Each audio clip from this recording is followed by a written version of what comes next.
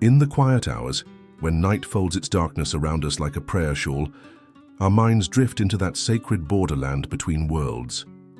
Dreams. Those mysterious visitors that arrive unbidden, speaking in the language of symbols and whispers. I've always wondered if our dreams are more than just the mind's nightly housekeeping. Maybe they're letters from the divine written in a code we've forgotten how to read. You know, Jacob once dreamed of a ladder stretching between earth and heaven, angels ascending and descending upon it. And when he woke, he whispered, "Surely the Lord is in this place, and I did not know it." Sometimes I think that's the story of our lives, isn't it? God speaking and us not quite hearing, until we dream. Throughout Scripture, dreams stand as divine messengers. Joseph's dreams in the prison, Daniel's visions of kingdoms rising and falling, the Magi warned in dreams to avoid Herod. These weren't just night visions but holy conversations, the Creator leaning down to whisper directions into our sleeping ears. For God speaks in one way, and in two, though people do not perceive it. In a dream, in a vision of the night, when deep sleep falls upon mortals while they slumber on their beds, then he opens their ears. Job 33:14-16. I think about that passage often. The image of God gently opening our ears while we sleep. It's tender, isn't it? Like a parent whispering wisdom to a child who's too busy during daylight hours to listen. The ancient Hebrews believed that sleep was a kind of little death, a surrender of control, a letting go. Perhaps that's why dreams can reach us so deeply.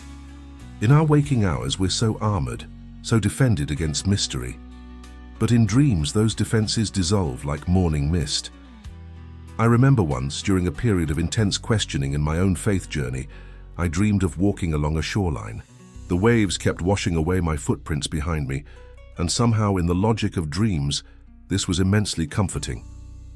When I woke, I carried that image with me for days. It felt like God saying, "Your path is not about the marks you leave, but the journey itself." What if your dreams aren't random neural firings but sacred epistles? What if the Creator of galaxies chooses to meet you in that twilight realm where your conscious mind has surrendered its guard? Dreams in Scripture often came at pivotal moments, thresholds of change, seasons of transition. Consider Joseph, Mary's husband, receiving divine guidance through 4 separate dreams, each one protecting the Christ child.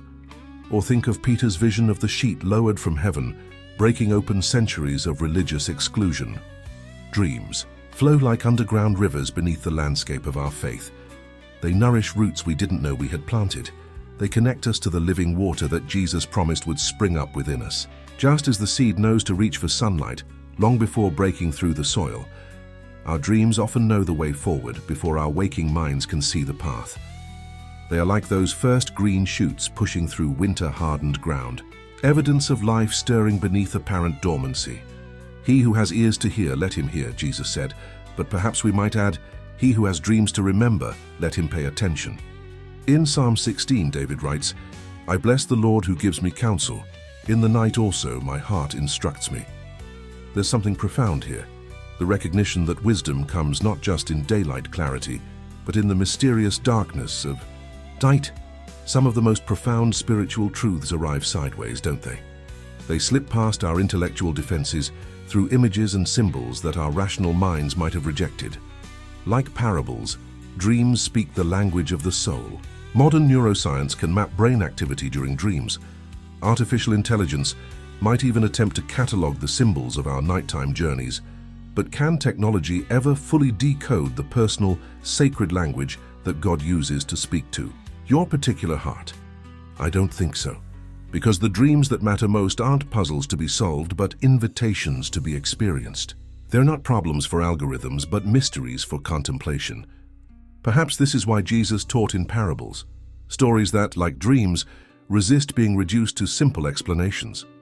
The kingdom of heaven is like a mustard seed, he said, not the kingdom of heaven equals a mustard seed.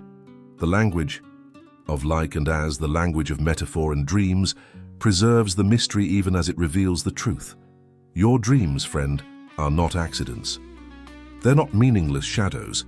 They're part of an ancient conversation between creator and created, between the divine imagination and your own. Tonight, As you lay your head down, perhaps whisper a prayer of openness. Speak, Lord, for your servant is listening. And then, as sleep draws you into its gentle current, trust that the God who never slumbers nor sleeps watches over your dreaming heart. In that borderland between consciousness and mystery, you might just find a ladder to heaven like Jacob did. You might discover that the veil between worlds is thinner than we imagine, and maybe, just maybe, you'll wake with the same wonder he did.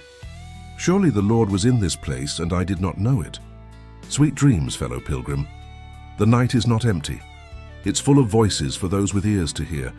If these words have created a sacred space in your day, perhaps there's someone in your life who needs the same quiet reminder that their dreams might be more than just dreams. Share this moment with them. And remember, this sanctuary of reflection is always open to you, a place to pause, to listen, to remember that the divine speaks in many voices, including the soft whisper of dreams.